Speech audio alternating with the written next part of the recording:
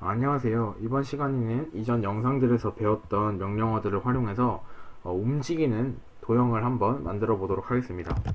먼저 셋업 함수와 드로우 함수를 만들어 주도록 하겠습니다.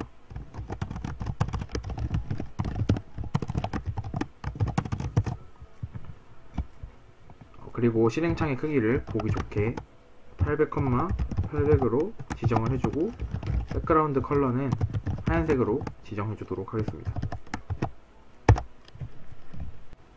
자, 이제 원을 그려볼 건데요. 원의 색깔은 검정색으로 지정을 해주고 위치는 화면 가장 왼쪽에서 오른쪽으로 이동을 해줄 거기 때문에 X좌표는 0으로 설정을 해주고 높이는 따로 변경을 하지 않을 거기 때문에 하이트 나누기 2로 고정해 주도록 하겠습니다.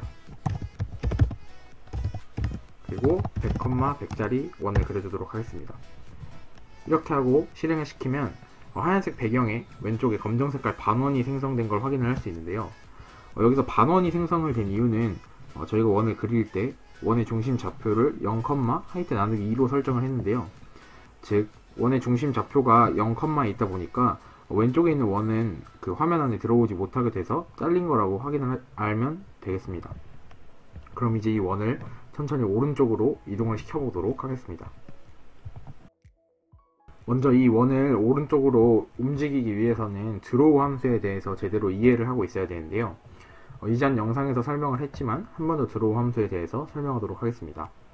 프로세싱에는 셋업과 드로우 함수가 있는데요.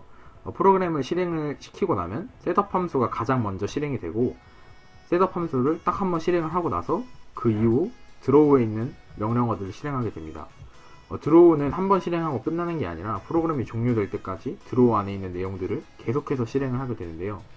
즉 저희 눈에 보이지는 않지만 컴퓨터는 이 검정 색깔로 색을 지정하고 원을 그리는 거를 계속해서 반복을 하고 있는 겁니다.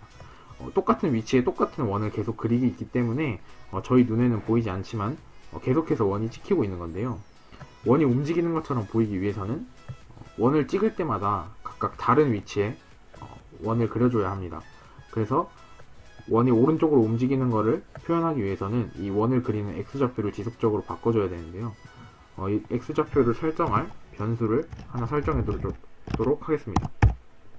이렇게 X라는 변수를 선언을 하고 0이라는 값을 입력을 하겠습니다. 그리고 여기 X좌표 0에 0 대신 X값을 집어넣고 실행을 해보도록 하겠습니다. 그러면 아까 전과 크게 달라진 게 없을 건데요. 왜냐면 X값에 0을 입력하고 X로 바꿨을 뿐이지 X값이 변하지 않기 때문에 계속 이 위치에 원을 그리고 있는 걸 알 수 있습니다. 그럼 원이 움직이는 걸 보여주기 위해서는 X값을 변화시켜줘야 되는데요. 원을 그리고 나서 X값을 1씩 올려주는 명령어를 넣고 실행을 시켜보도록 하겠습니다. 그럼 이렇게 원이 오른쪽으로 이동을 하는 걸 알 수 있는데요. 근데 뭔가 저희가 생각했던 것과 다르게 움직이는 것을 확인을 할 수 있죠. 그 이유는 그 이전에 그렸던 원이 사라지지 않고 계속 그려지고 있기 때문에 이렇게 원의 잔상이 남아있는 걸 확인할 수 있습니다. 그럼 이 잔상을 없애는 방법에 대해서 알아보도록 하겠습니다. 이 잔상을 없애기 위해서 저희는 또 드로우 함수를 활용을 해야 하는데요. 이렇게 원을 그리고 나서 X좌표를 증가시키고 드로우 함수로 다시 돌아왔을 때 원을 찍게 되는데 그 전에 있는 원이 사라지지 않아서 잔상이 생기게 됐기 때문에 저희는 여기서 백그라운드를 한 번 더 하얀색으로 설정을 해주도록 하겠습니다.